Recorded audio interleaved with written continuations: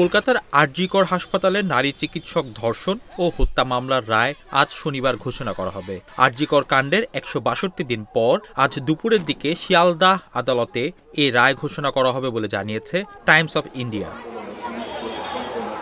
আদালত সূত্রের বরাত দিয়ে টাইমস অফ ইন্ডিয়া বলছে, বিচারক অনির্বাণ দাস আজ দুপুরে আলোচিত এই মামলার রায় ঘোষণা করবেন।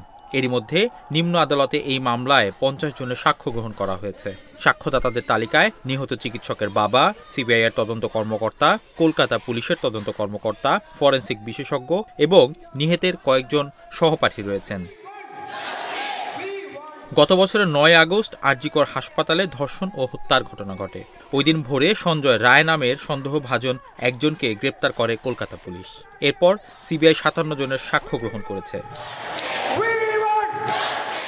এছাড়া আরজিকর হাসপাতালে দুর্নীতির অভিযোগে কলেজটির অধ্যক্ষ সন্দীপ ঘোষ ও সংশ্লিষ্ট টালা থানার ওসি অভিজিৎ মণ্ডলকেও গ্রেপ্তার করেছে সিবিআই।